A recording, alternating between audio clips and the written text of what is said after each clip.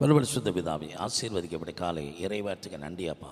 இந்த ஆண்டு பார்க்குற ஒவ்வொரு படியும் ஆசீர்வதிங்கப்பா. ஏசு கிறிஸ்துவ ஜெபிக்கிறோம் செய்யும் நல்ல பிதாவே, ஆமென். அல்லேலூயா, அல்லேலூயா, அல்லேலூயா. அந்த கால வேளையிலே இந்த ஆன்லைன் மூலமாக உங்களை பார்ப்ப ரொம்ப சந்தோஷம். இன்று முதல் நான் உங்களை ஆசீர்வதிப்பேன் கர்த்தர் சொல்லுகிறார்.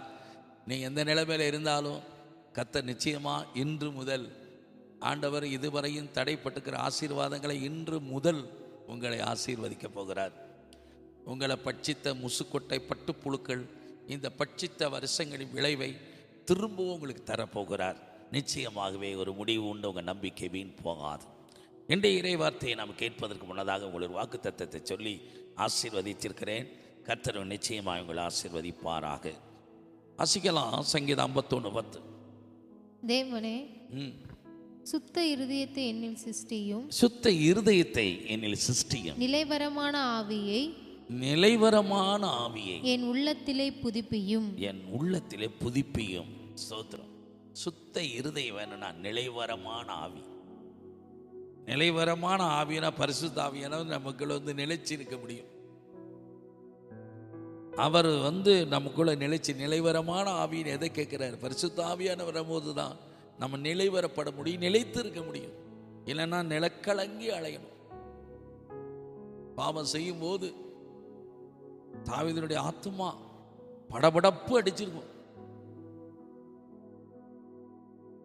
அதுக்கு முன்னாடி அந்த ஆவியானது அவன் விரும்பின இடத்துக்கு கொண்டுட்டு போய் அந்த சரீரத்தை செயல்படுவதற்கு தூண்டுதல் பண்ணுச்சு.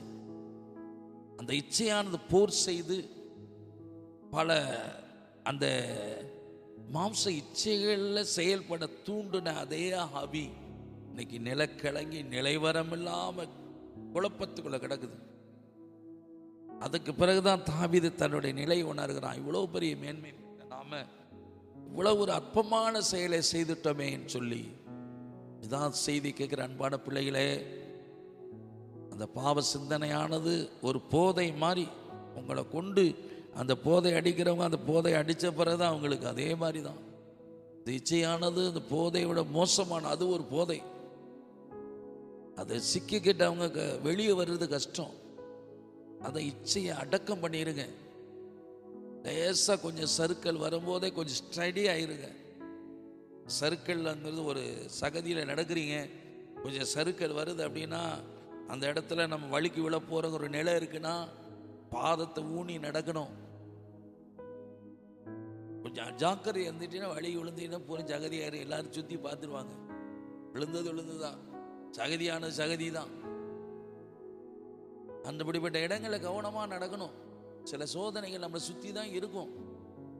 கொஞ்சம் கவனமாக இருந்து அதை விட்டு விலகி ஓடத்தான் பார்க்கணும். நான் சமாளிச்சிருவேன் நினைச்சேன்னா அப்புறம் சகதியில் விழுந்த கதை தான் ஆகும். ஒரு எச்சரிப்பு ஆவியான பேசுறாரு, கொஞ்சம் கவனமா இருந்துங்க. அவர் சொல்றாரு, நான் இருதயம்லாம் அசுத்தமானது. என் ஆண்டவர் எனக்கு ஒரு ஆலயமா இருந்து என்னை செயல்பட வச்சவர். நான் ஒரு செயல் வீரனா இருந்தேன். பாவம் என்னை செயல் திறனை இழக்க வச்சிருச்சே, நிலையற்றவனா இருக்கிறேன்.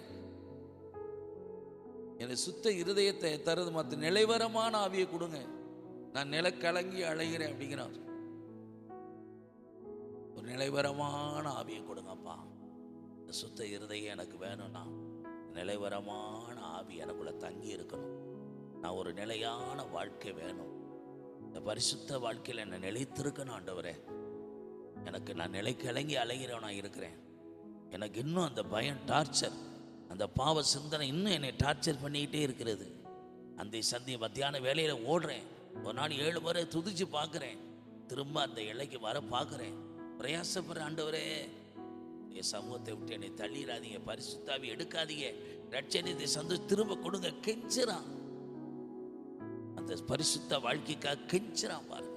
ஓ ஆண்டவரே, என் மதியை இழந்துட்டேனே, என் புத்தியை இழந்துட்டேனே, உன் துயரப்படுத்திட்டேனே, துக்கப்படுத்திட்டேனே, இதெல்லாம் கதறுகிறான்.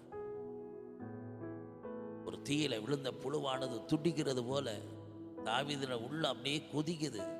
முகத்தை மறைச்சிட்டீங்களே, எத்தனை நாளைக்கு உங்க முகத்தை மறைப்பீங்க? உங்க முகத்தை பார்க்காம இருக்க முடியாது.